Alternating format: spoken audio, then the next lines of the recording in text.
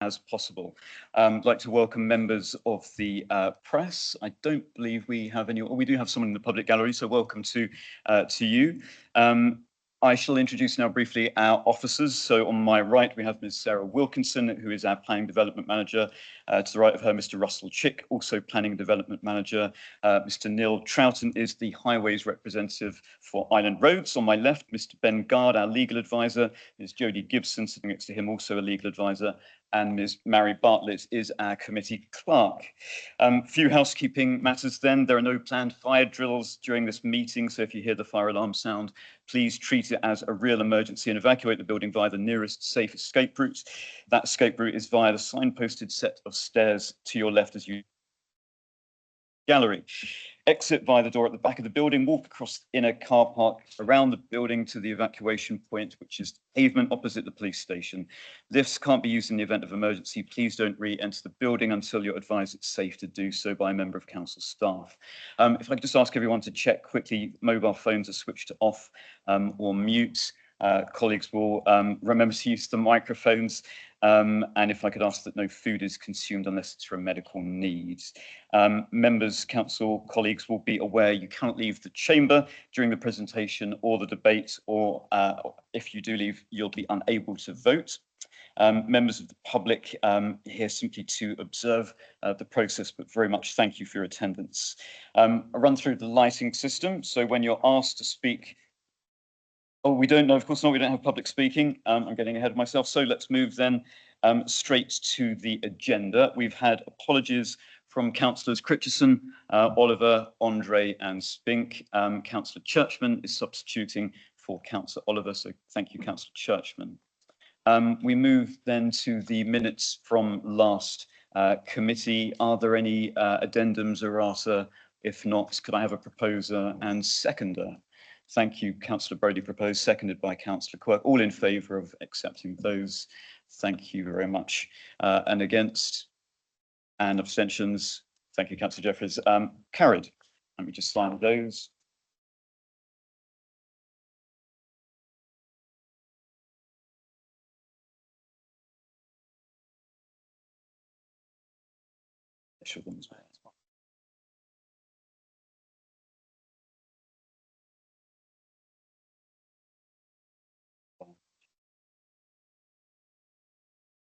Splendid.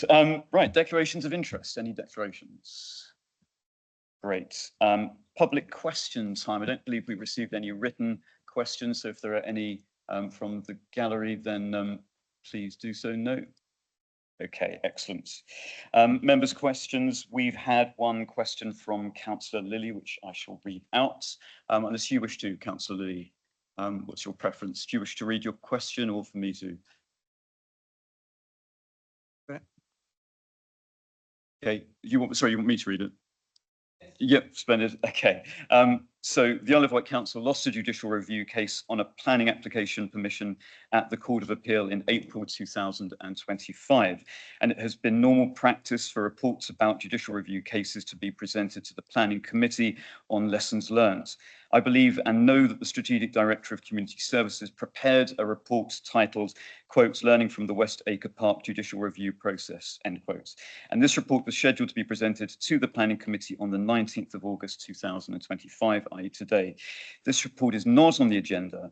Please can I have a full and public explanation of who authorised withdrawal of the report, under what constitutional authority, why wasn't reference to all members of the Planning Committee made, and for what reason was this report withdrawn? That question was directly to me, so my response is as follows. So in addressing your statement on previous practice for lessons learned following judicial reviews with the council, I'll deal with that. And then secondly, I'll address the matter of West Acre Park lessons learned not being on tonight's agenda. So the planning permission for the site known as West Acre Park was quashed by the Court of Appeal earlier this year, as members know. This means that the planning application is still live. When it is ready, it will be considered by the Planning Committee. I anticipate that will probably be in the next few weeks. It's either going to be the end of September or close to the start of October. So the question states that, quote, it has been normal practice for reports about judicial review cases to be presented to Planning Committee on lessons learned. I've asked officers about this. They've confirmed it's not been normal practice for this to happen. In fact, they cannot find examples of this happening in recent history. Since becoming the chair of Planning Committee in 2023, I'm aware of at least one other decision that has been through a JR process, in addition to West Acre. No lessons learnt paper has been presented to the Planning Committee on that other judicial review process. In reference to the second part of your question, I can confirm that such a paper has been prepared, and you are, of course, correct that it was not published as part of the agenda for this meeting. The reason that I decided that we would not have it on today's agenda, and to be clear, it wasn't a question of pulling it from an agenda. I get presented with what might come before Planning Committee. I spent quite a lot of time thinking about this because, in fairness to yourself, Councillor Lilly, I know this is a significant issue. My consideration is that this is a matter which is sub judice. That is a public law principle, which essentially, when something comes before a public decision-making body, where there is the possibility of prejudice or perceived prejudice, then it is not right for that to go forward. Obviously, it is, as with all matters of public law, a balancing exercise. So you balance the interest of disclosure or a third-party representation as against what might happen. The leading authority for this is Attorney General and Times Newspapers, 1974. In that case, Lord Diplock was very clear that it's not simply a question of potential prejudice, it's also about what might appear to the public. Now, I think we'd probably all agree this is a very rambunctious debate, and it's been given a great amount of attention. My concern would be that even if councillors don't stray into the territory of making a statement that could be considered predetermination, it might be perceived as such by members of the public. So I think on that balance, I've decided that we would deal with it. We will certainly deal with it very soon, and I anticipate it would come to the Planning Committee after West Acre, which will be probably at the start of October. We'll also make sure we take a great amount of time to debate it. I think it wouldn't be right for it to be brought before West Acre. As you know, I think implicit in your question is the acknowledgement that this is an important report, so we do need to give time to it thoroughly. Spoken to the Vice Chairman of Planning Committee, he's also of that view. Matt, I hope you don't mind me saying so. I think essentially this is a report which is important, but it also doesn't consider material planning considerations, I would argue. So I don't think there is anything which is going to inform the way that we come to choose to decide West Acre. It's an important report, but it's not something that is going to prejudice how we make a decision over West Acre. I will continue with a few more points. So the normal practice is that items are placed on a committee agenda by the relevant officers, such as the service director or strategic managers, when that falls within the committee's remit. So officers consult with me. As I say, they did so, I took that decision. In this case, I'm of the view that the strategic manager for planning and infrastructure delivery acted within his remit by consulting with me as chair. I want to make that very clear. And in arriving at this decision, I'm particularly mindful of any potential procedural risk, as I say. So we will debate it. It's coming forwards. I hope that answers your question, Michael, but we can certainly, if there's anything else you want to ventilate. Do you have a secondary question? Right. My only question is, will that report, which was actually be done, be made available, right, to people who are, the community, residents, etc., if they so wish to access it? That is not within my remit. So the decision to release the report is not something that is a planning committee decision. That would be potentially the chief executive. I personally, on a personal note, have no problem with that. I think transparency is always the best way of approaching these matters, but it's certainly not for me, as far as I'm aware, within the Constitution. So I think your question would probably be better directed to the chief executive. Record that I've put that question. Yes, certainly. Thank you. Ms. Bartlett has taken a comprehensive note, so she's going to circulate what I have said as soon as she's able to. And obviously, if anyone wishes to engage with me offline on this matter, as I say, I think it is a signal importance, but I am concerned that it would be a sub judice matter. Any other questions from members? In which case we will proceed to our substantive report, which is reference 19/01544/OUT, demolition of workshops and yard outline for proposed residential developments and the means of access at 162 to 182 Gunville Road. Obviously, this matter has been before us, so I turn now to Ms. Wilkinson to present. Thank you, Ms. Wilkinson. Many thanks, Chairman.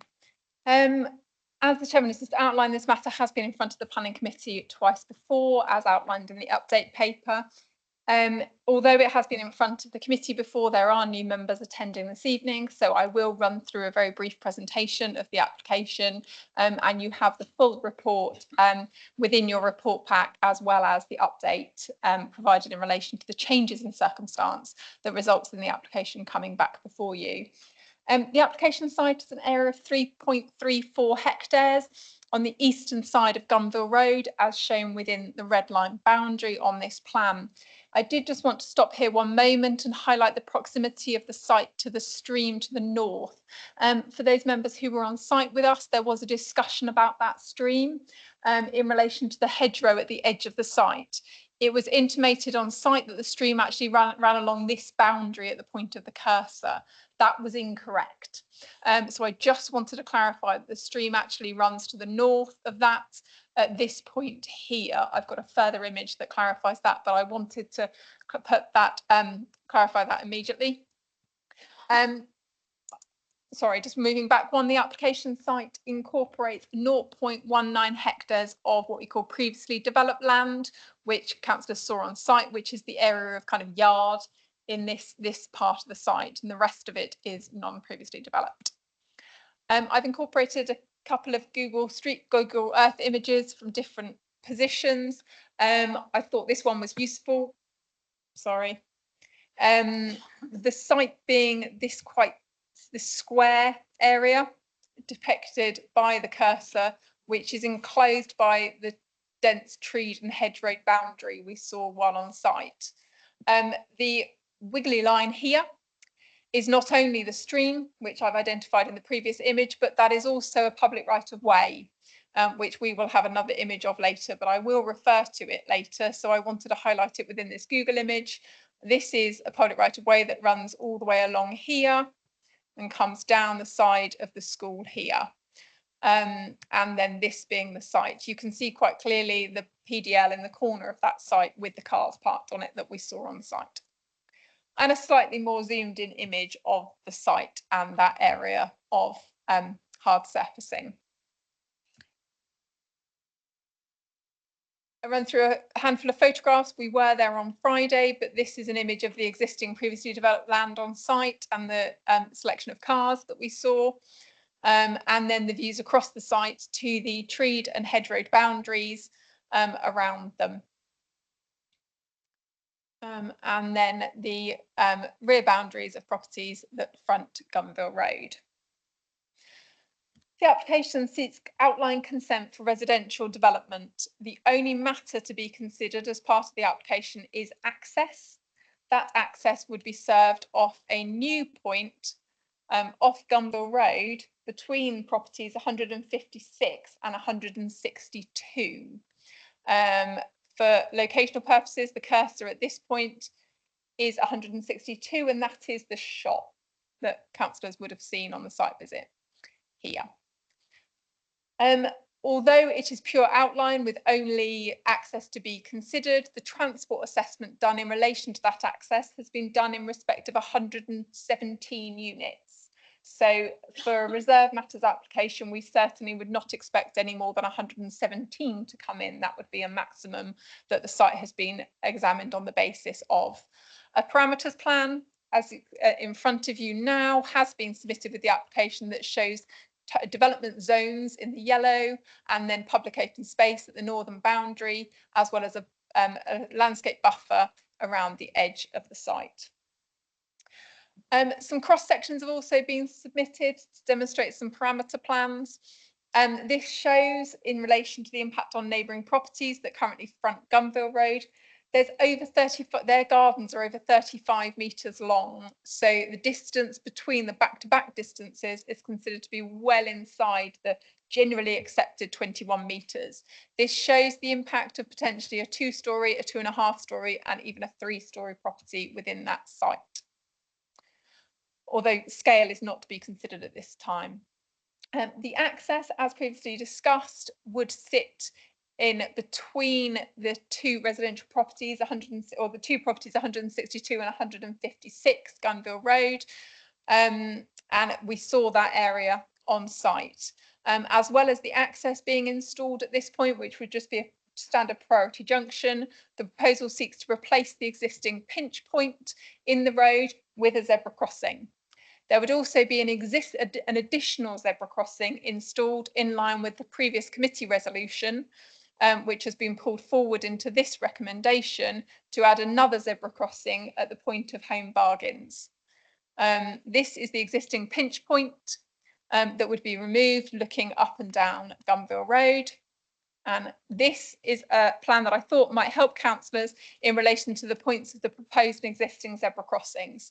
So there's currently a zebra crossing at the point of the red circles, so just past Ash Lane, at the point of the kind of snooker hall and spa shop, I think it is, at this point, and then the blue crosses, so here and here would be the approximate location of the two new zebra crossings that would be installed along that road, giving fluidity to the movement for pedestrians. I now have a range of plans that go through the rights of way in the area. In terms of the reason the application is back in front of you councillors is in relation to a previous requirement through the resolution to incorporate a right of way through the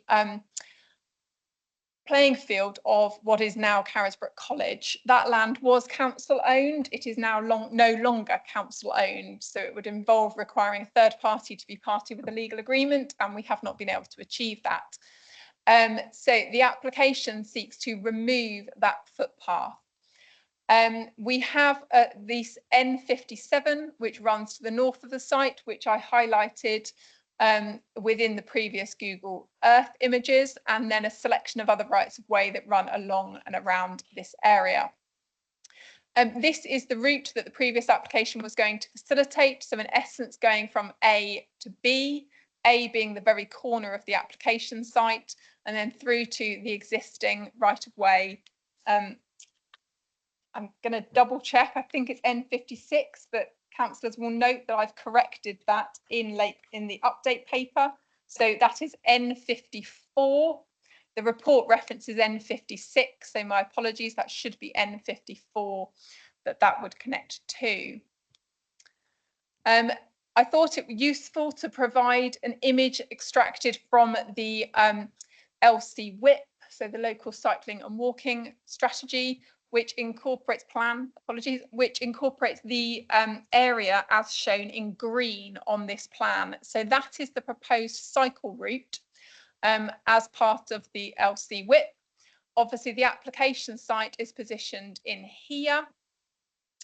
It was felt that actually the incorporation of by officers, I should say, the incorporation of a footpath running along here doesn't necessarily aid with the positioning of the links to the LC WIP route, but by incorporating a link through, sorry, I'll come to that, And this is a point, so please ignore the orange line. This is out of date. That is replaced with the previous green line I just showed you. Sorry for jumping around a little.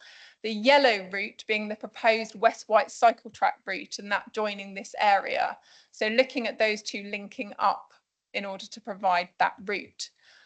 What officers have considered is the wider allocation that this site forms in terms of the proposed allocation, I should say, through the IPS. So the red hatching in this plan are proposed allocations through that emerging plan. That has obviously gone through examination. As part of that examination with the inspectorate, all the allocations were accepted to be sound. This remains one of those allocations, and they are all therefore considered to be a direction of travel as acceptable for the principle of housing development.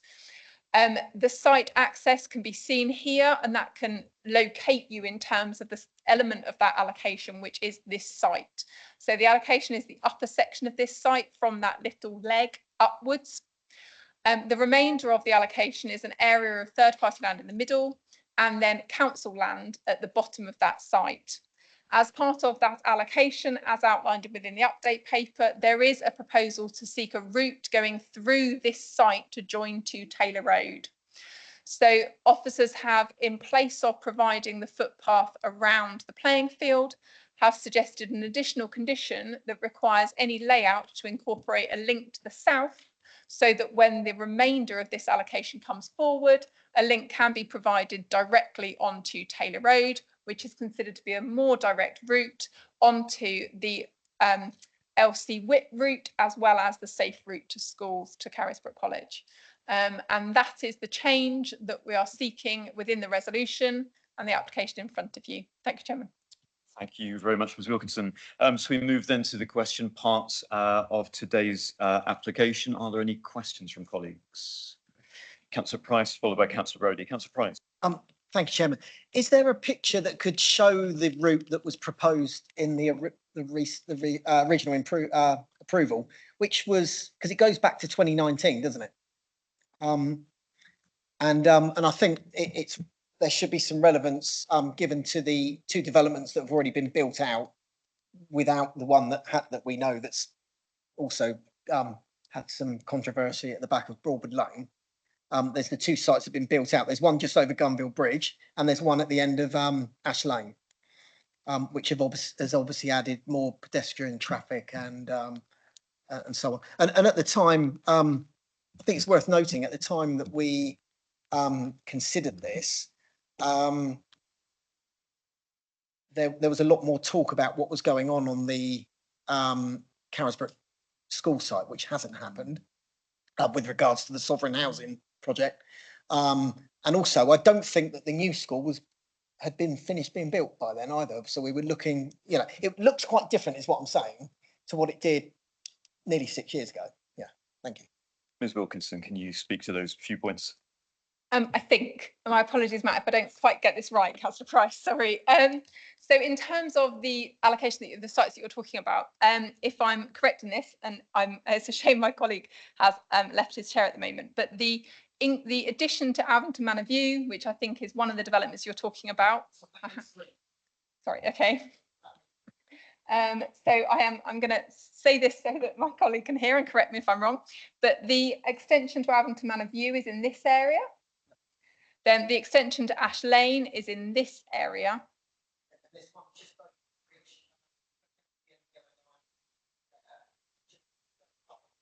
Oh yeah, here. There's a site there as well, absolutely. There's a site there. Ash Lane is here. Avonton Manor View is here. And then obviously we have approved an application for the area in the middle called Land to the Rear of Forest Hills. So those all in essence would kind of join this area and extend this parcel of housing. That is why those developments all link to the proposed West White cycle track. So the yellow you can see is the proposed route of the West White cycle track. So the two developments, the development of Forest Hills incorporates that western line of that cycle track. Ash Lane, I understand, constructed the zebra crossing to facilitate the crossing of the road so you could access M57. And then Alvington Manor View, obviously the proposed cycle track would come out through that route and join Taylor Road here. Does that answer the question? Yeah, I think it was just if you, did you have a picture that would show the committee and certainly the members that weren't here before, the route that the path that we proposed as the committee would run? I don't know if you've got a picture that actually shows that. Yeah, that's sort of it, isn't it? If you could maybe run your. That was it. You So guessed right. yeah, so this is the site. The proposal was to, in essence, go from A to B. So it was to run along the boundary of the school playing field and then join N54 running down there. Sorry, I meant also, could you just show the committee where it would run around the site that we're actually talking about tonight? Because I think I'm right in saying that we proposed it would run vertically down from there and at the bottom of the site on that picture. Is that right? So thank you, Chairman. Sorry, thank you. So the actual, because it's an outline, there's no layout. So there was never anything prescribed within the conditions that dictated the route of that footpath. So it saw it breaking through, in essence, at this point of the site through the public open space. And then it would likely join the proposed road network. The access into the site does have a, if I move to that plan, you'll see there's on this side of the access road, there is a 3 metre wide footway cycleway and then a 2 metre wide footway on this side of the road. So it was presumed in essence that this arrangement would continue through the centre of the site, following these black arrows and then join here. All this would now do is go south and join the neighbouring development here. Thank you, Ms Wilkinson. Councillor Brodie.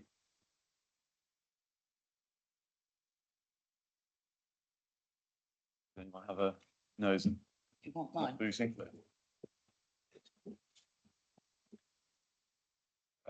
Thank you, Chair.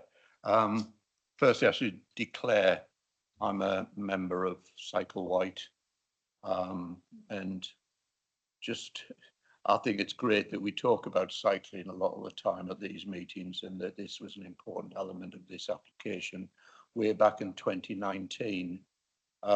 We keep referring to the West White cycle track, which I'm increasingly sceptical about. But of course, as a Newport resident, I'm very happy and pleased to see safe routes for cycling around the town, right around Newport and Carisbrooke.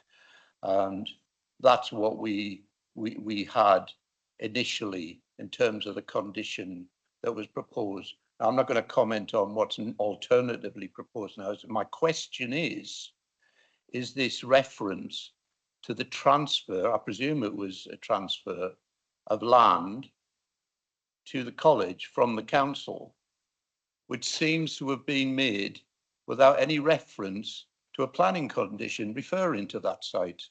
Can I have an explanation as to why that wasn't taken into account as part of the transfer? Because it was something around the periphery of the school playing fields, and I can't see why it couldn't have been put in place. Thank you, Chair. Thank you, Councillor Brodie. I anticipate that it will be perhaps called up in the difficulties of organisation within the council, but I will ask Ms Wilkinson if she can address that point, and that's something perhaps that we as a committee should be looking at and maybe considering how we could potentially promulgate that issue. I think it is substantial, and I think a lot of people are frustrated by it. But Ms Wilkinson. Thank you, Chairman. I'm not really sure how I can answer that, Councillor Brodie, other than to say that I was not aware of the transfer occurring until after it had happened, and we were trying to facilitate the council as landowner to agree to the route, to then discover that we no longer owned the route, and therefore I was unable to get that within the legal agreement. Thank you, Ms Wilkinson. Supplementary. I mean, I suspect we would have probably had no choice anyway. I mean, it wouldn't have been a sale or anything like that. It would have been a transfer. I mean, Councillor Price and I will recall some issues around the sixth form centre in Newport many years ago about the transfer of property to them was a statutory requirement, and I suspect that was the case here. But it is interesting that, you know, that we've had to look for an alternative one. But thanks for the attempt at reply, and that satisfies me. Thank you. Thank you, Councillor Rowley. I will write to the Chief Exec and seek some sort of clarification and circulate if that is helpful. But I feel that it might be beyond the remit of the Planning Committee. But Councillor Churchman.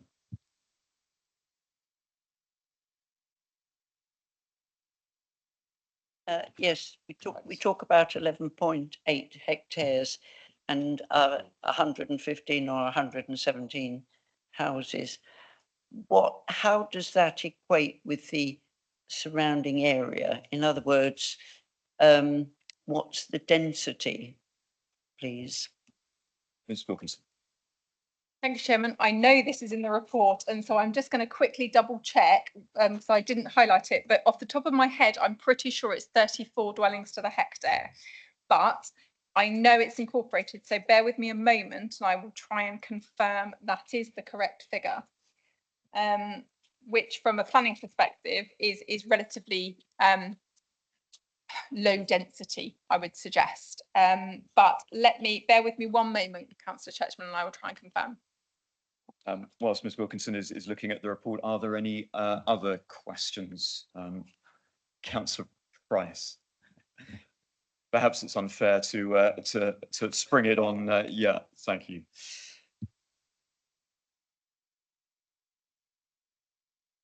Sorry, thank you, Chairman. Thank you, Councillor Churchman. Yes, 37 dwellings to the hectare.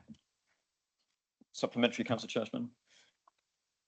Yes, I was at the original planning application on this, and we did talk about an access road, whatever, down to meet Forest Road. I have no idea, has that ever been researched? Because my problem is with the size of Gurnard Road and the density of what 115 residences will do. And let's be quite clear, one residence normally carries 2 cars. I know what Councillor Brodie says about bikes, but at my age, I'm not going to get on a bike. Why not? Why not? So, as I said, was it considered an access down to Forest Road? Thank you. Thank you, Ms Wilkinson. Thank you, Chairman. From memory, and apologies, I may be wrong, but from memory, that discussion related to the application at Forest Hills and not this side of the road. So that's in this area here. And I think the talk was then to provide a straight road down to Forest Road there.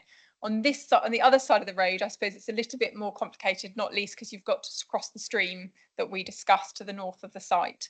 And it would place you to the east of the traffic lights, whereas the other one would place you to the west. Thank you, Chairman. Thank you. Councillor Price, followed by Councillor Lilly. Councillor Price.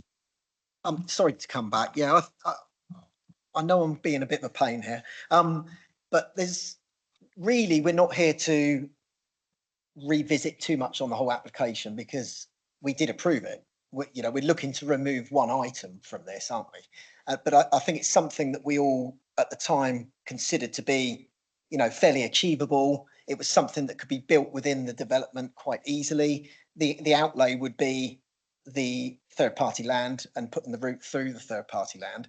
I think from my perspective to remove this condition, I think we should have some real evidence to demonstrate that that no stone's been left unturned in regards to this. I can't believe for 1 minute that Medina College wouldn't consider, Carisbrooke College wouldn't consider at least engaging with the applicant to discuss the potential route through their site. It was always going to be at the far end of the site, away, on the edge of the site, away from the playing fields, which are currently still not in use, I believe. I've seen that there's a similar site in Sandown, which I won't go into detail, but I know that the developer there has simply put a fence down one side and a hedgerow. It's provided an outstanding route, and nobody wanted it at the time, but it's provided an outstanding route. And do we have any information or justification for removing this in regards to other potential deals that or discussions that could have taken place with the school? I just don't think that the school will, certainly if I was a governor at the school and this was before governors, we would be considering how much safer it could bring kids to our school from the Forest Hills and Broadwood Lane. Basically, you could potentially take foot and cycle traffic through this site down to, is it N50, what's it called? The one on Mountbatten Drive? It's N54. You could take it to there and you wouldn't have to go along Gunville Road. Now you could say, well, Gunville Road's got a footpath all the way down one side, but it hasn't down both sides. And you would have to come out of this developed site, you would have to cross the road, assuming you do that, and it can be a big ask because you'd be asking maybe younger children and stuff to do it on the way to school, or teenagers to do it. I've got a teenager that maybe I should sort of say I've got a teenager that goes to school there, and her friends would walk along Gunville Road sometimes, and I think they'll go the easiest route. And no matter how much you drum it into them that they should take the route with the pavement, they may decide to go on the route that doesn't have the pavement all the way to Home Bargains. Whereas this site could provide a route straight through to Mountbatten Drive and straight into the school. I think to be able to remove this condition, I think we need to be absolutely crystal clear that the school have been approached and they have said no. I think that's really what I'm asking. Thank you, Councillor Price. Can you speak to that? I can, and I think I will try and clarify some points as well. I think firstly, there haven't been a direct discussion with the school in terms of the draft 106 to ask them to be party to that agreement. It is very difficult to require a third party to enter into a section 106 in relation to an application. We're talking about a requirement of the legal agreement and not a planning condition. So you're asking a third party to commit to a legal agreement. The other thing from when officers have examined this in relation to the inability to get that 106 completed is the position of N57, which is obviously a pedestrian footpath that runs just to the north of the proposed route and joins N54. So there is currently, as I showed previously on the Google Street View, a route that goes all the way here and joins N54. So for anyone coming out of here, they are able to cross Ash Lane and go up and then all the way down and join that route. In terms of the choices that you referred to in relation to they will take potentially the path of least resistance, would someone therefore come inland, as it were, for want of a better term, off the road, slightly further south to travel through the site around the edge of the school field to then join that route at this point rather than slightly further north? We've got to consider in planning terms what is reasonable in relation to the cost associated with the scale of development and what it is mitigating. This wasn't put forward as a mitigation, it was put forward as a planning gain. And therefore, is it reasonable to have that movement of the footpath from here to here in relation to the balance of what the application is considering? Also in relation to that, what we're looking at, because there is that alternative route for pedestrians, we're therefore looking at this being simply a route for cyclists. So it takes cyclists off Gunville Road from the point of the cursor down to Taylor Road. So it's that short section of Gunville Road in which you would remove cyclists from Gunville Road. And that is the gain we're looking at in relation to bringing this route through the site, rather than looking at the route that comes down through the proposed allocation. The other thing to, I think, make clear in terms of the recommendation in front of councillors is that we are also taking a sustainable transport contribution for £45,000. That contribution was calculated based on the cost of providing that route. So there is nothing to stop in the wording of the recommendation the decision being made for us to utilise that money to provide this route in conjunction with discussions with the college.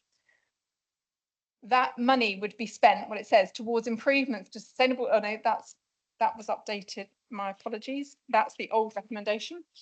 I'm going to go to the new recommendation, which is actually what I'm asking councillors to consider. My apologies. So the sustainable transport contribution of £45,000, which is relatively substantial, towards the West White Greenway, or to help facilitate connections to Taylor Road and or N54, which is the correction in the late reps.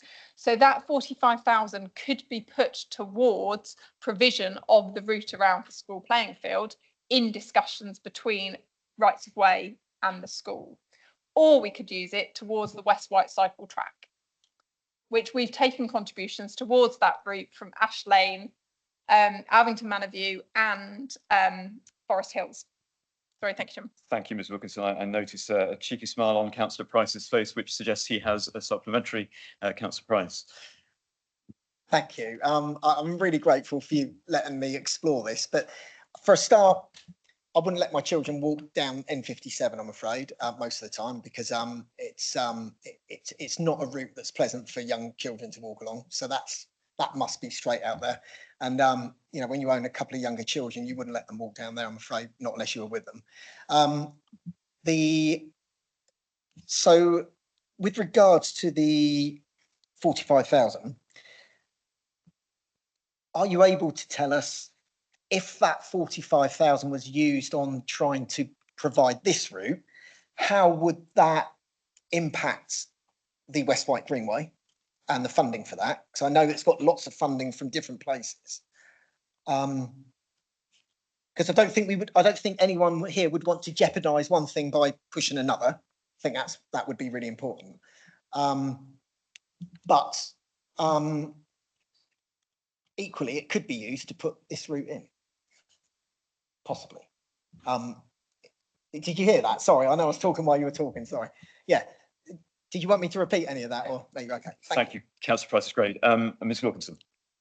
Sorry, Matt, I was listening. I just needed to clarify a point with Russell to make sure that I wasn't giving information I wasn't allowed to release. But I can confirm that, and I did have a discussion with the strategic manager that is covering the West White cycle track this morning to make sure that I had the information and in essence in relation to this, and he is quite excited by this route. I actually noted down what he said and I haven't brought it with me, but he said this route, the route that's proposed through the allocation would be really, really helpful. So they like the route for the allocation. I think he said to me the route to the playing field wouldn't be of much help, I think was the words that he used to me. But setting that aside, we can confirm that the full amount for the West White cycle track has now been secured, the full funding amount. So we now have 13 million to provide that route, which we didn't have when we previously considered this application.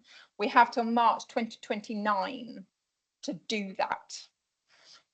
So in terms of the kind of where the money will be directed from, it is, although, you know, we still hold a number of contributions from various developments towards that development in the event that more is needed to facilitate that. We understand that full funding has now been agreed, and therefore it is unlikely that the loss of this money towards that is going to be fundamental to the delivery of that scheme. And this could therefore be used to facilitate either, and if councillors, I'm sure there would be no objection from the applicant and their agent if we slightly extended that remit for the 45,000, having regard to your previous comment in terms of whether that be towards to help connections towards Taylor Road, N54, or improvements to N57.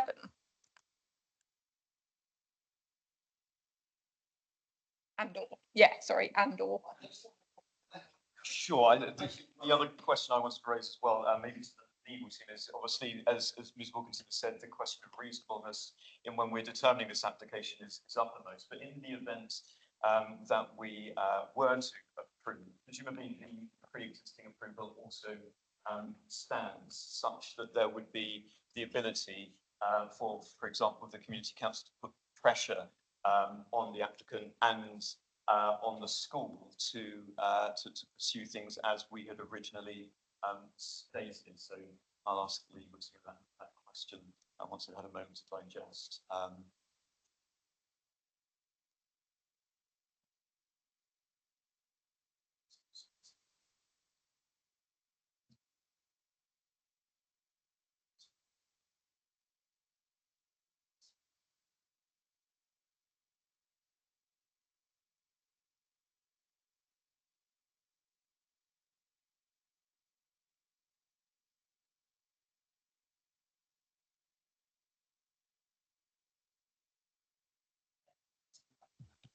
Okay, we'll come back on that.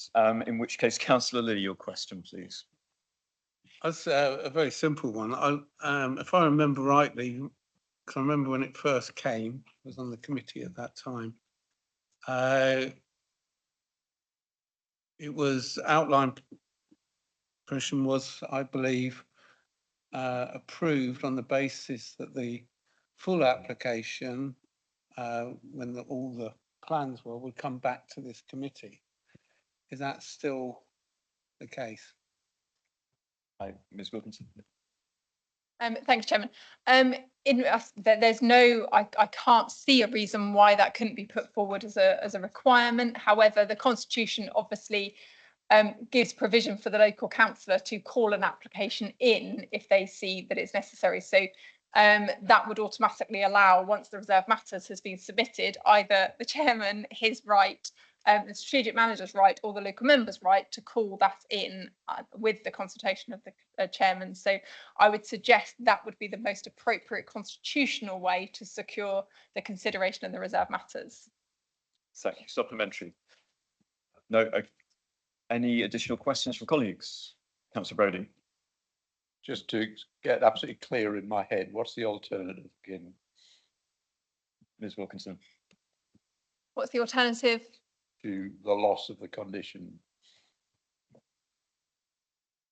You gave us an alternative. Can you outline it on your plans? Apologies, in terms of the alternative route for the footpath. yeah. Sorry, my apologies. Thank you. So in essence, they would come, this cycle route would run along the 3 metre wide cycle, the mixed route that comes along the access road, and then run down through the neighbouring site, through the council land that's allocated as part of, or the proposed allocation of the former Carisbrooke College kind of sixth form buildings, as I would refer to them, and then join Taylor Road at that point. So the red hatching is the allocation. The upper section of that allocation is this site. The proposed condition would require a link south. So it wouldn't provide it, but it would require, in essence, the road to turn south. And so that when the southern site came forward, that would then link to the development. What councillors will be aware of within this image is that that southern site has no vehicle access. So that will need to come either north or south. So that site in essence would have to have the facility through it in terms of that potential cycle link, most likely. Thank you, Ms Wilkinson. Supplementary. I mean, just to help me clarify in my head.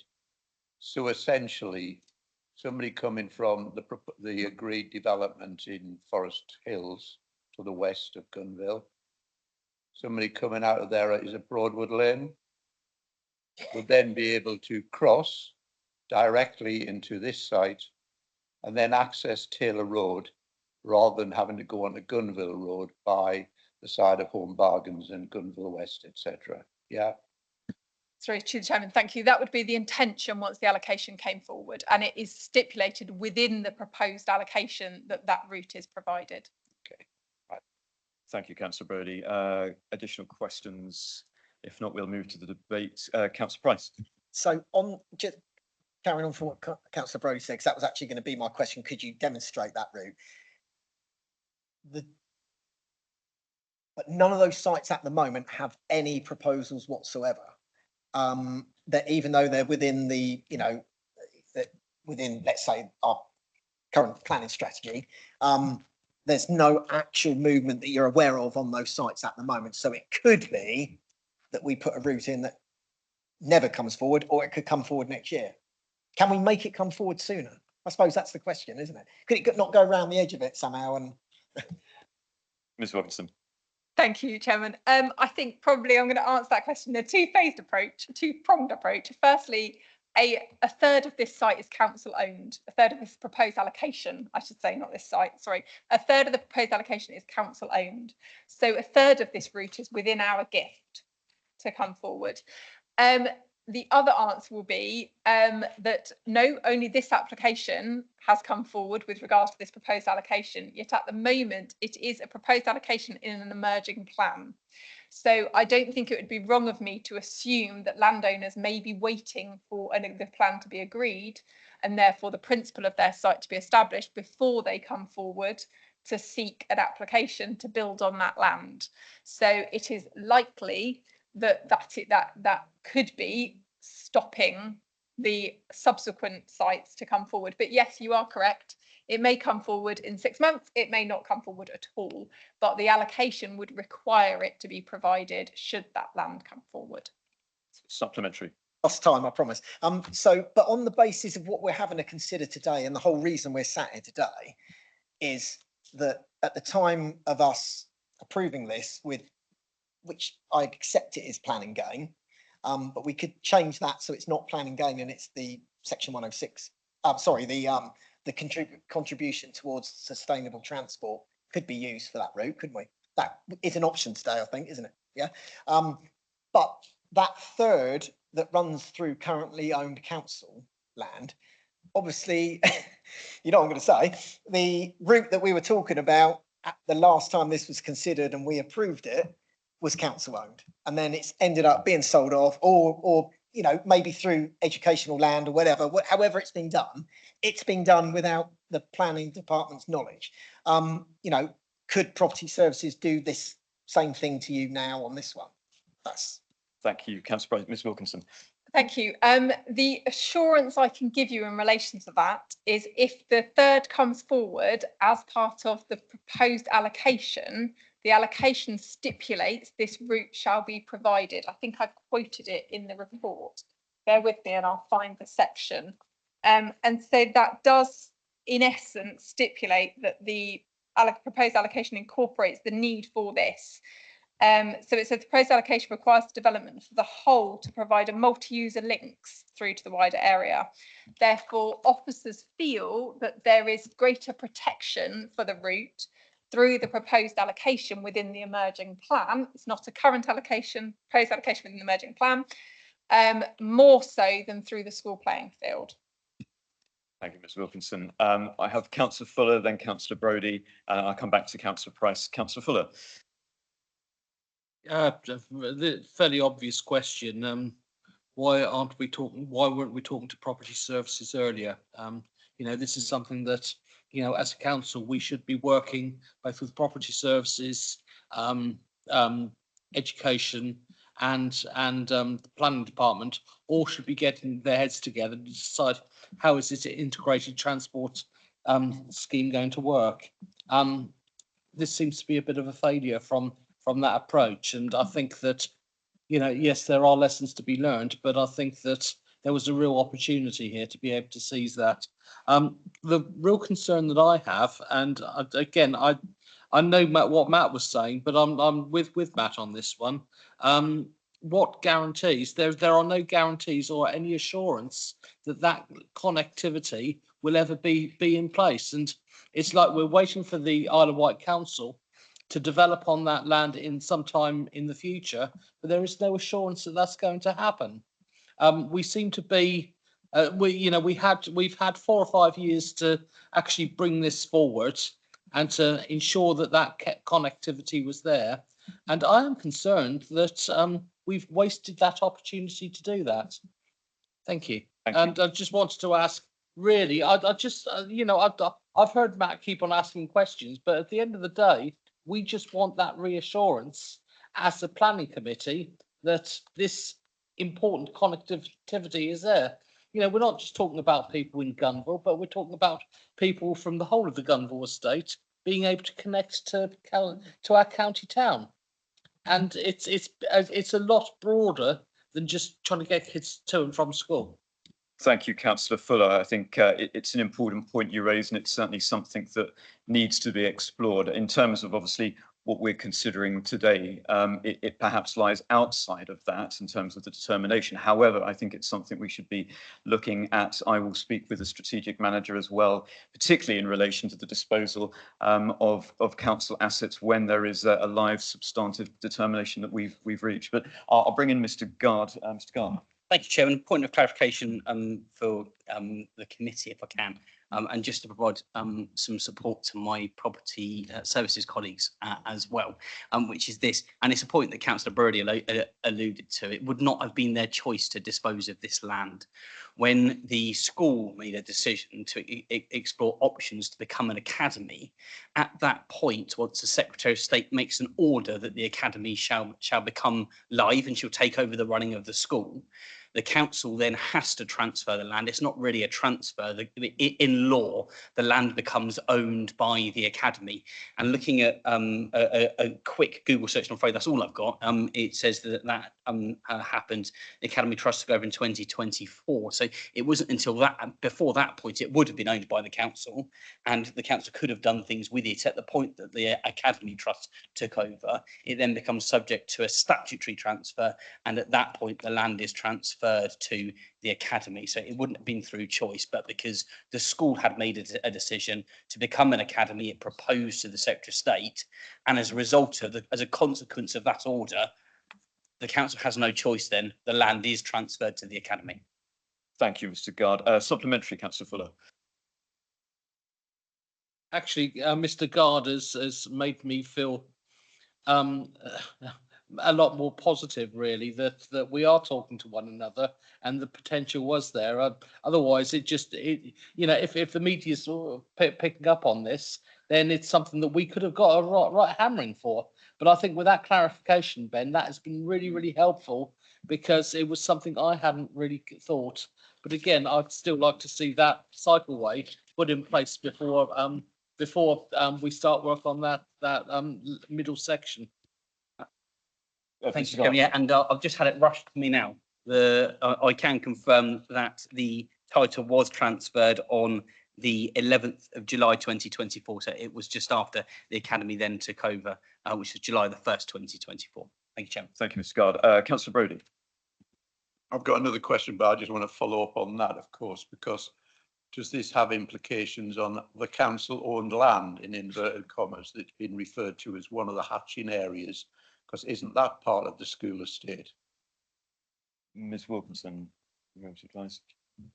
Thank you. I'm looking across at the land registry plan that my colleague has in front of him, and I would have thought that we hadn't transferred that and it doesn't form part of the school area, but I will allow Mr. Guard to respond. I can confirm, yeah. I am very grateful to my colleague, Stephanie Tatnall, sat in the corner, who's rushed this to me. And I can confirm that the land that was subject to the order made by the Secretary of State has been transferred. So there are parcels within the very historic Carisbrooke High School site that now remain with the council that aren't used for school purposes. So they aren't subject to the statutory transfer. So they won't be transferring to the Academy Trust. And that includes part of the land that abuts the Taylor Road, is it, that goes through there. So the land that has been transferred is the college, and it runs down to the AstroTurf, the multi-use facility there, and includes the school playing fields behind that. The bits, as I look at it, I think north pointing up to the left, which would have been the historic sites, it is retained by the Isle of Wight Council for other purposes. Thank you, Mr. Guard. Supplementary, Councillor Brody. Yeah, well, that's fine. I just wanted to follow up a little bit more. Yeah, it's just slightly to the side of this application regarding the 13 million that Ms. Wilkinson referred to for the West Wight site. I mean, that's for the entire link from east to west across the island, isn't it? And I mean, I still have scepticism, because I'm aware that of significant landowner issues, particularly in the West Wight, to have the sort of cycle route that would be used by people, rather than them still having to go on Forest Road, which is like taking your life in your hands unless you're an experienced cyclist like me. My question is, of course, I mean, this one, you know, the recommendation is for 45,000 towards the West Wight Greenway or the connection to Taylor Road. On the previous applications that we've approved, where there has been a condition for money towards the West Wight Greenway, has there been an alternative use of that money, as we have here, i.e. the Taylor Road? Or if there hasn't been, given we've got 13 million, which apparently we're going to use in the next 4 years, particularly at the West White, can we use it elsewhere in this area? Thank you. Ms Wilkinson. Thank you, Chairman. It will depend on the individual wording of the individual agreements in relation to the contribution. So many of them will say sustainable transport links in the vicinity of the site and or the West White Greenway. Some may specifically reference the West White Greenway. It may be some elements of that contribution would still be required as part of it, because as you say, there is a figure, but there's also some land ownership challenges, and therefore more may be needed via the 106 agreements. So we would wish to potentially still utilise that to the Greenway in some way, but it will depend on the individual wording and the individual agreements in relation to those. Thank you. Does that answer? Yes, thank you, Councillor Roddy. Councillor Quirk, then Councillor Lilly. Councillor Quirk. Following on from Councillor Bodie's comments there, if we do move to approve this, can we instruct officers to actually make sure that we write that section in the vaguest possible terms to allow the maximum flexibility? It's a very good point. Thank you, Councillor Quirk. Supplementary at all to that? No, I think the answer to it is probably just simply yes, we can. Oh, it's not. I apologise. Okay. Thank you, Chairman. The requirement of the rules that govern 106 agreements requires them to be specific. And therefore we have, through negotiations, the draft 106 for this application is online, and the draft stipulates the wording that's within the recommendation, which is why I say that with councillors may wish to add to that recommendation and or enhancements to N57 if that's a concern to the local councillors, specifically in relation to its condition and the use of it by people entering school. But the wording is what is proposed within the agreement, because that is specific and relates to the manner to which the contribution has been calculated, and therefore would comply with the test of the SIL regs. So we can't be too vague. Thank you, Ms Wilkes. I guess it is treading that fine path. I mean, without wanting to be cavalier, my approach is always, I think, to try to encompass the community benefit in as broad a way as possible, given the historic issues. But I take that point. Supplementary, Councillor Quirk. No. Councillor Lilly. Yeah, okay. Did you have no? Okay, Councillor Price. I would like to just put a proposal when we go to the vote. Okay, well, when we haven't really had the debate part, although I guess it's bled into it as always. But yeah, that's noted. Thank you, Councillor Lee. Councillor Price. Thank you, and I really am grateful for this. It's just, well, first of all the information we've been provided. I suppose my question, or one of the questions I'm going to ask again, is if this land wasn't signed over until July 24, what the hell happened before? Because this goes back a long time, this application. So no need to answer that. I think, we all realise that it just hasn't happened. So there's no point going over old ground, but it could have easily been put in place before July 24. So I think that would have, meant we probably didn't have to discuss this today. But when it comes to the link to Taylor Road, surely the cost of implementation of the link through to Taylor Road would be covered by the section 106s or sustainable transport contributions from the other sites coming forward anyway. So this site doesn't need to contribute towards that other than the entrance into it. Am I right in saying that? If that's the case, then surely this developer could still provide that link. The 45,000 towards sustainable transport could be repurposed into attempting to provide the route that we had already asked for, and we could pretty much take a vote on that, couldn't we? Is that an option? Ms Wilkinson. Thank you, Chairman. I think I've understood what you're saying, but apologies if I'm not quite there, and I may need some elements repeated. So this application facilitates a link from Gunville Road, a 3 metre wide footway cycleway, into the site, And then the conditions would require that to travel south to join the other. So at this point, in essence, it would come in and travel south and join the rest of the allocation as it came through. That's what that kind of the condition would do. So it would bring it up here and then require it to connect south. The contribution, therefore, wouldn't be spent towards that southern point, to just literally to the northern boundary of the adjacent site. The contribution would either go towards the West White Greenway, and if councillors don't want it to go to that, then they can certainly change the resolution accordingly, or to facilitate connections to Taylor Road. So could be to facilitate the rest of the route, if it so chose. Could be to improve N54, which runs along here. Or if councillors wish it to, N57, which runs along the route of the stream. Or, yes, to provide the route along the edge of the school playing field. So the 45,000, the amount has been contributed, calculated based on the provision of the route along the school playing field. So councillors could refine that contribution to just seeking to provide that route, and then require officers to negotiate with public rights of way and with the Academy Trust to facilitate that coming forward.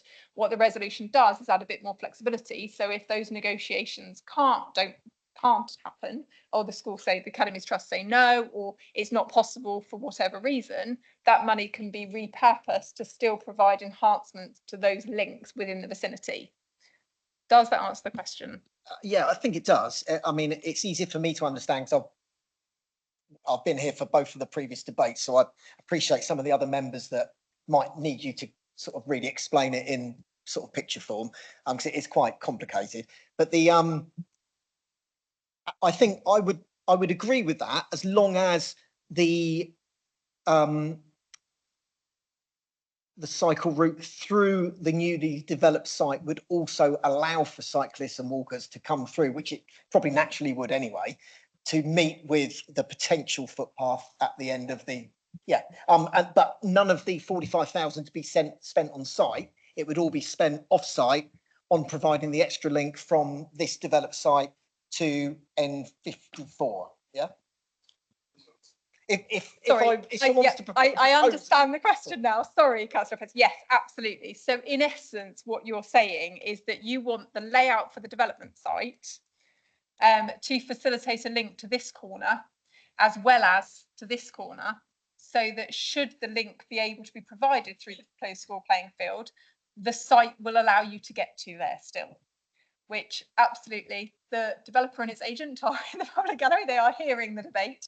They're aware of that. So when it comes to detailed design of this site, that will be noted by officers in negotiation, if that helps.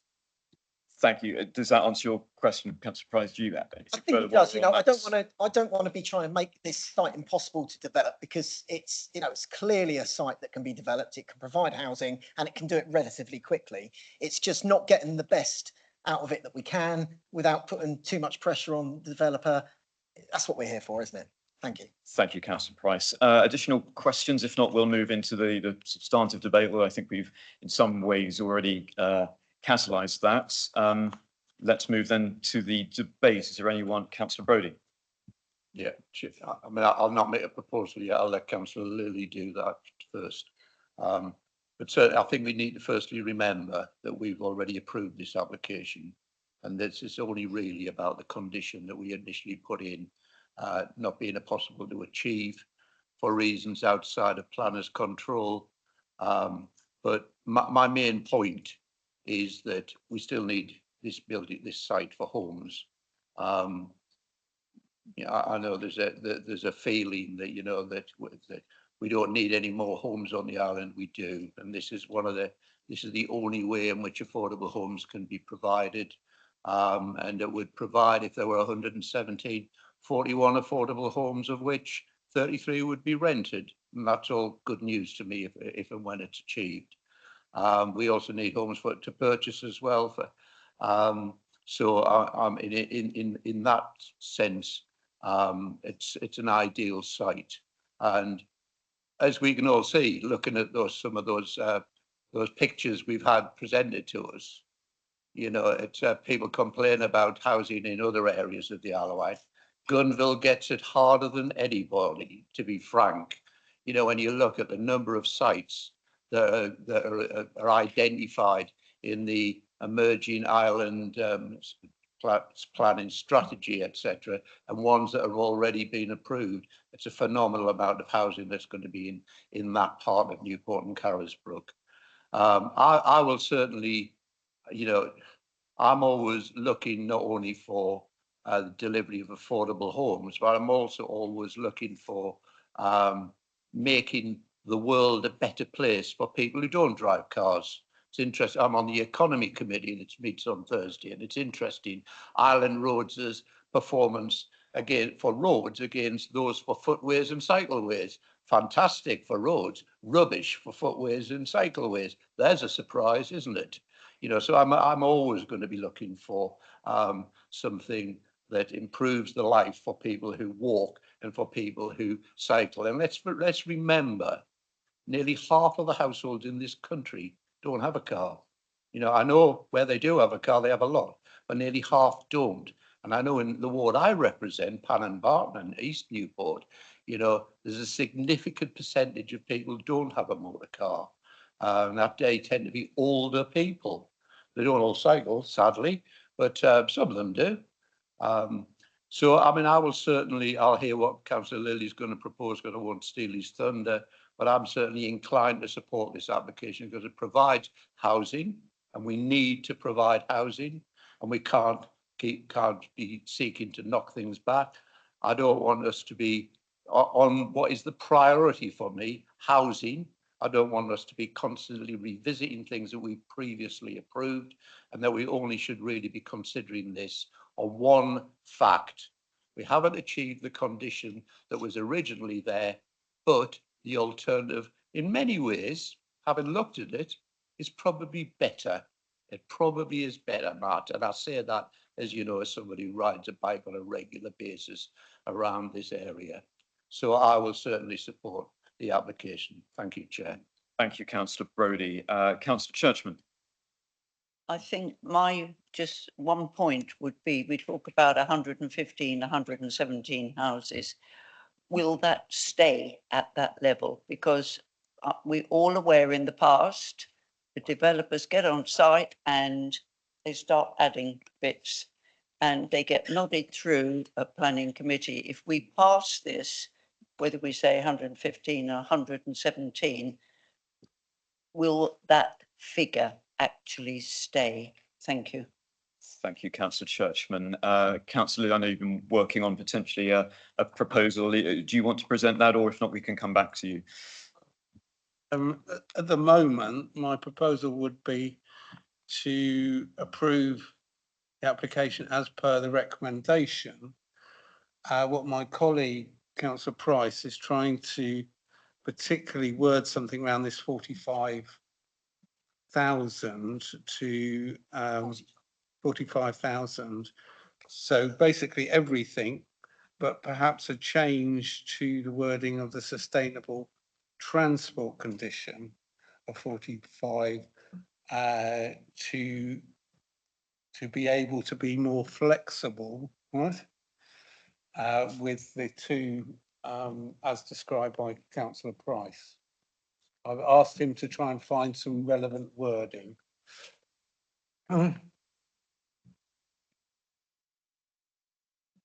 Thank you, Councillor Lilly. I was contemplating whether we would go for an adjournment, as it were, but I don't know if you need the input of officers, would that be helpful? Or if not, we can continue the debate. There may be other colleagues who wish to. Officers could just agree the wording with Councillor Price, right?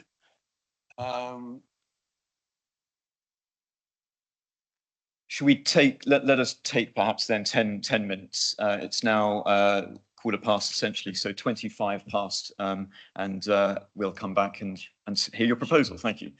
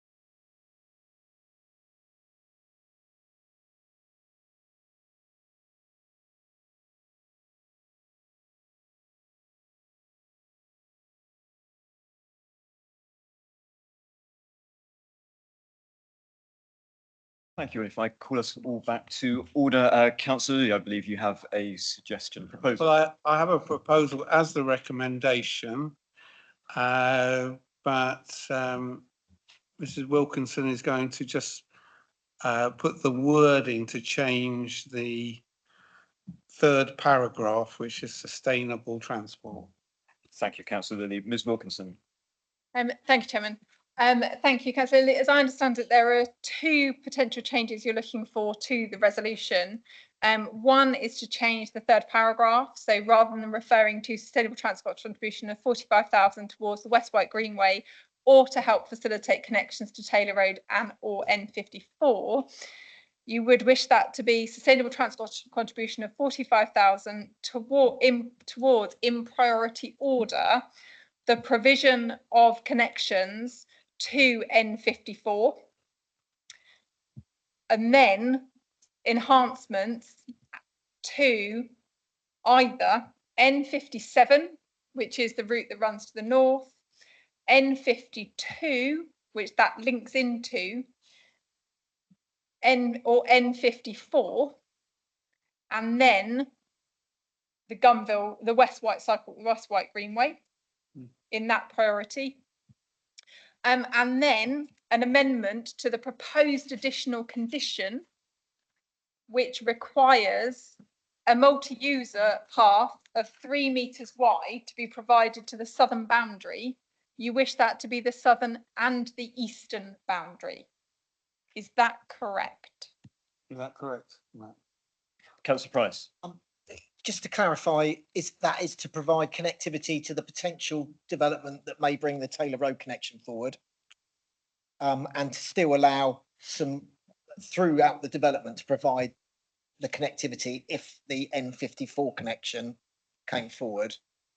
And also, I think putting some meat on the bone to understand how that it wouldn't be the developer that would be having the negotiations with the school or the academy. It would be the Isle of Wight Council Planning Department that would be doing that.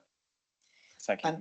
And how, what sort of confidence can you give us that you would put every effort into that? I'm sure you would do nothing else, but I think it would be nice to hear it. Thank you, Councillor Price. Ms Wilkinson. Thank you, Chairman. Yes, so the money would be paid by the developer and the negotiations would take place between the council's rights of way team, the planning department and the Academy Trust in essence. And I can assure you we would do as much as we could to ensure that we could see that provided, because we have listened to the debate of the councillors and we understand that is the route you wish that money to facilitate. Thank you, Ms Wilkinson. Any additional comments, Councillor Lilly? Thank you. That's my proposal. Seconded. No, Councillor Brodie. Councillor Brodie. This is entirely extraneous in many regards to the entire discussion we've had this evening. I haven't got a clue what that's all about. I'm entirely unhappy with what I've just heard. I will vote against that, and I would suggest to everybody here that we don't want to have wasted our time this evening, that we should stick with what the recommendations are that have been put to us by officers, which are perfectly acceptable as far as I'm concerned. Thank you, Chair.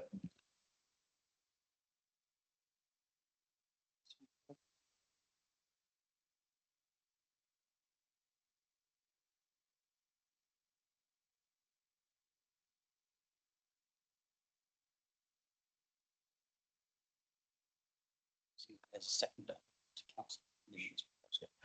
Thank you. So, Councillor, I don't know whether in reply to that you wish to elucidate what essentially is the sentiment surrounding your proposals. I mean, I think I take Councillor Brodie's point that it is certainly, it's important for us to understand exactly what it is you're hoping to achieve. There's a lot of detail in your proposal. Do you wish to speak to that point? Well, I totally accept what actually Councillor Brodie has said. I've tried to facilitate what Councillor Price has sort of wanted, but I actually do think it's actually getting quite complicated. And to be honest, I haven't totally understood it. So I would like to change my recommendation to actually what is clearly proposed by the officer. So you withdraw the form of words you are essentially. I go back to, I think it's much easier, I think Councillor Brodie's correct, to actually put forward. I think that the officers have clearly sort of put on that they would be, communicating it. Obviously, this is an outline planning permission, so there'll be plenty of opportunities in the future application to discuss some of the things that we've raised. Those things are minuted. I think it becomes quite complicated to try and put those on board. I try to accommodate that, but I actually think we should stick to the wording. So my proposal is the recommendation as outlined by the officer. I look forward to seconder. Thank you. Seconded by Councillor Quirk. I saw that was a seconding or a point. Yeah.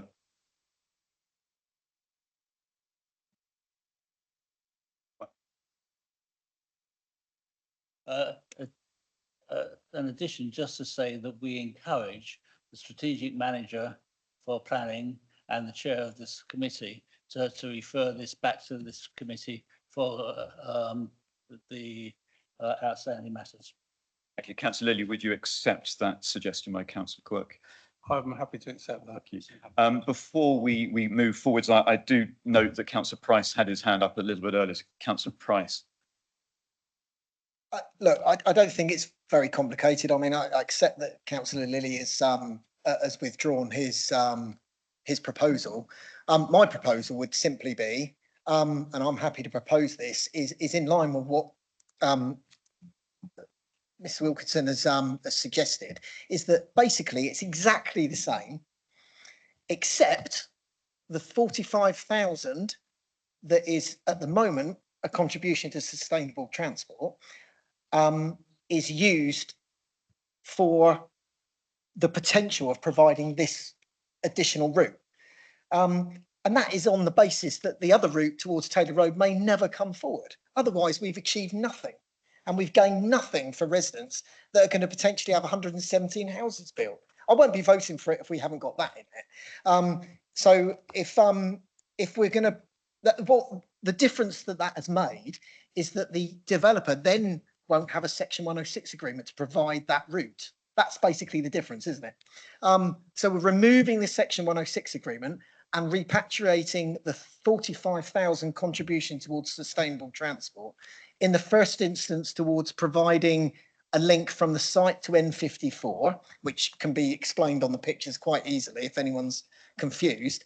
If that isn't successful, then it goes to providing through the rights of way team improvements to immediately adjacent public rights of way. Is that essentially what it is? Ms. Wilkinson, are you able to elucidate that? I mean, it may be helpful to clarify what you had agreed with Councillor Lee now that Councillor Price is endorsing it. However, of course, we do have a motion that's been proposed and seconded. So unless they withdraw, I'm going to take some legal advice. I think the order of precedence is that we have to vote on that initial proposal that Councillor Lilly has made. But I'll bring in Councillor Brodie as he's been. Okay. Councillor Brodie then, please. And that might satisfy Councillor Price, who's been an absolute pain this evening. But at the end of bullet point 3, why don't we just add to it and or to the N54? That is to the point and helpful. Does it need 1,000 words? It's simple and to the point. Yep. Ms. Wilkinson, do you wish to consider or speak to that? Just through the chairman, thank you. I think if I can draw council's attention to the update paper, that's exactly what the recommendation is. So it currently says and or, and in the published report it says and or to N56, and then the update paper clarifies that that N56 should have been N54. So I believe the recommendation does achieve what Councillor Price is seeking it to achieve. And therefore, the only difference Councillor Price is, I believe, asking for is one, that it's noted to officers that they should prioritise that link first with the money, but also that the change to the condition that was recommended. So rather than just requiring a link to the south, a link is also provided to the east, which would then mean that that could link to it. I believe that should achieve it and be more simple. Thank you, Ms Wilkinson. Councillor Fuller. Yeah, I was confused by the officer's recommendation on the updates because it says refer to N45 and not N54. And that confused me because I thought it might have been a typo, but it does clearly say in the officer recommendation should be amended to refer to N45, not N56. So could that please be clarified? Thank you, Councillor Fuller. Ms Wilkinson. My apologies, Councillor Fuller. Yes, so in the nature of the update, it clarifies that N56 should be N54. Therefore, the recommendation PIV should be amended from N56 to N54. That's my numerics coming out. Yes, my apologies. So that is incorrect in the update in the recommendation. Thank you, Ms Wilkinson. I take the point from our legal officer that we do have a substantive motion that's been proposed and seconded. I think my only concern was ensuring that everybody fully understood and had explored the opportunities. Councillor Price. Those the items that Ms Wilkinson has just mentioned, would Councillor Brodie be happy that that wording's included within the final agreement? Thank you. That's brilliant. I'm happy to accept that if my seconder is happy to accept it. Yeah. Yes. Yeah. Yeah.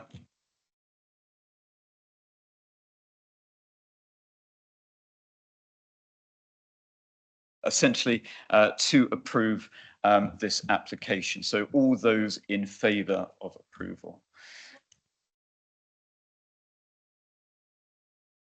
Thank you. That is essentially unanimous, given that I am abstaining as accordance with the precedents that we have established. So that is carried. Thank you very much. That was our only agenda item. So that concludes Planning Committee. Thank you very much for your time on this hot day. Thank you.